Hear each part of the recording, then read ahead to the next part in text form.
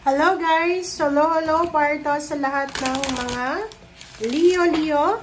Welcome Leo dito sa aking channel, Kaplaran 888. Welcome. Alamin natin kung anong messages, vibration, gabay energy, Leo. Okay, so, sorry. Okay, Leo. So, please connect your intuition sa baraha na lumabas or lumalabas dito sa tarot reading natin. Para sure na, like for example, kung hindi naman yan para sa'yo, hindi para sa'yo. Okay? Kung para sa'yo, para sa'yo. Yung parang connected ka sa baraha, or parang ilalagay mo yung sarili mo sa baraha. Okay? Kung para yan sa'yo.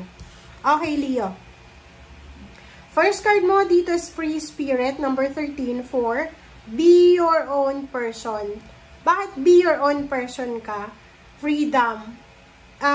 Meron ba ditong mga Leo na hindi ka ba yan, parang ganon? Maybe you're people pleaser, parang ganon. So, this month of August, sinasabi ng barahan na tigilan mo na. Tigilan mo yung pagiging people pleaser. You should be your own person. So, you need to be true to yourself. Okay? Kung ano yung nararamdaman mo, if you're sad, if you're happy, if you're if you want to cry, gawin mo siya. Okay? Kasi mahirap yun. Mahirap eh. Anong tawag dyan? Mahirap maging consistent ba? Mahirap maging consistent yung like for example, na kailangan maganda yung image natin. No, you need to be true to yourself. Okay? Para, free lang. May freedom ka.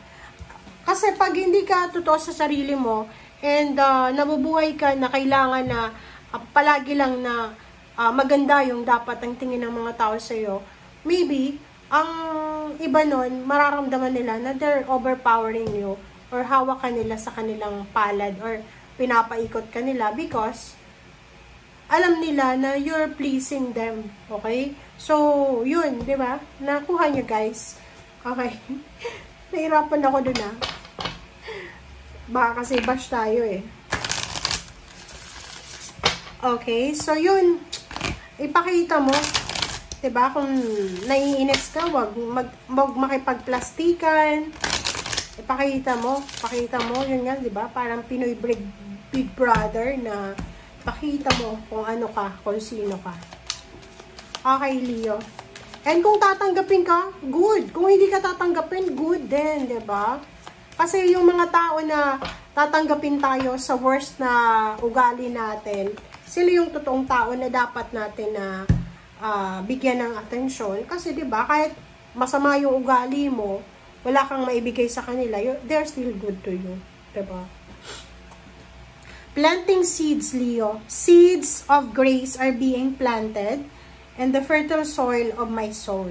So, atong barahan na to, sinasabi na ginawa mo na yung best mo, Leo. Like, for example, sa trabaho, pera, emosyon, wala ka ng kung halimbawa na, kung ano yung hinihintay mo ngayon, maghintay ka na lang.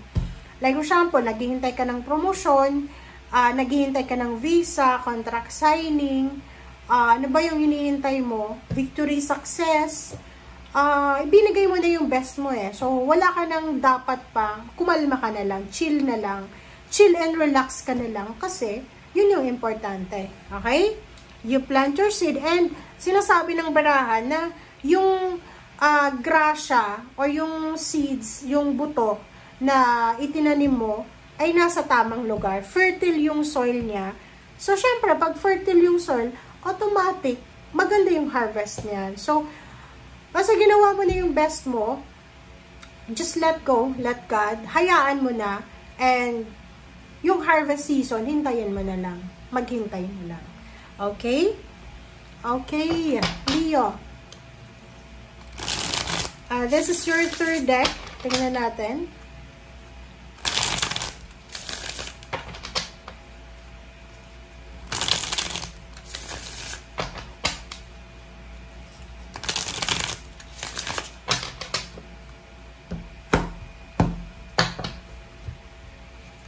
Okay, first two cards tayo.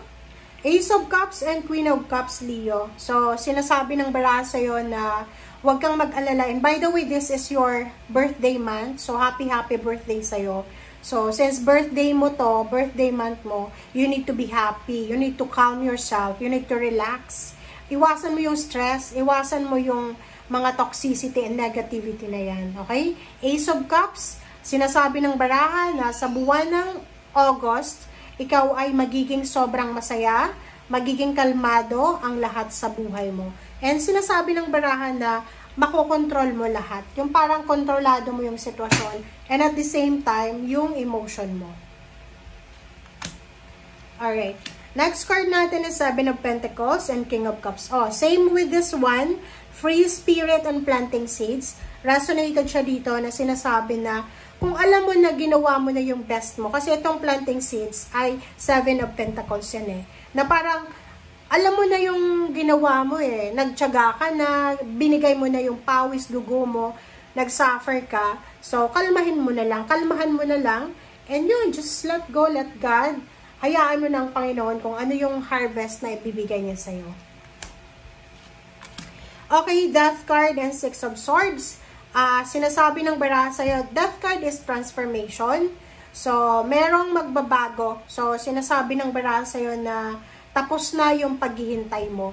So, if you're waiting for a success, for a travel, for a relocation, contract signing, or anything na hinihintay mo, sinasabi ng baraha na eto ay darating ngayong August.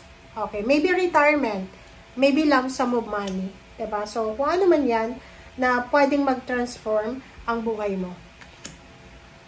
Knight of Wands and Page of Swords. So, yun, isang exciting na balita.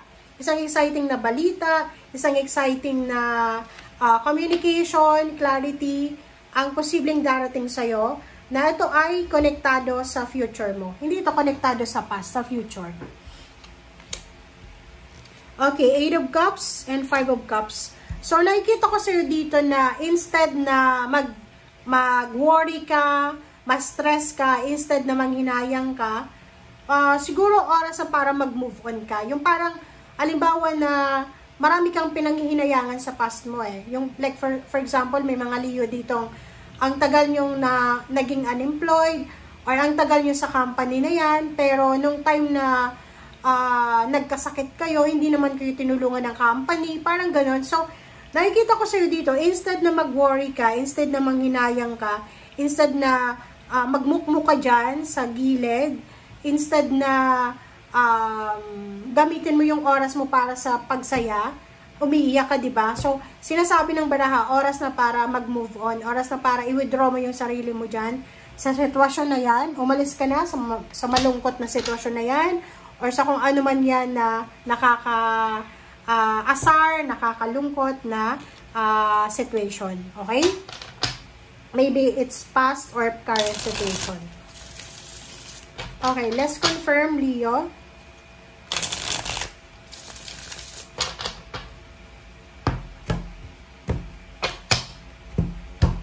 Okay, let's confirm this one. Ace of Cups and Queen of Cups.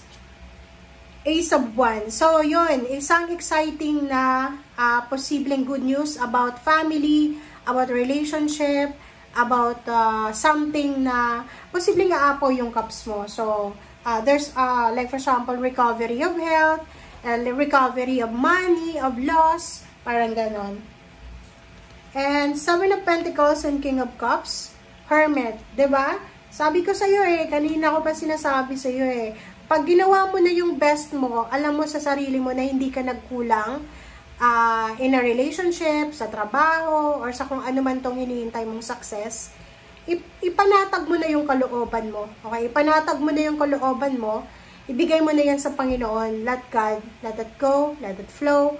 Basta ginawa mo na yung best mo. Pero kung wala ka namang ginagawa, syempre, mababalisa ka. So, iwasan mo yung mabalisa.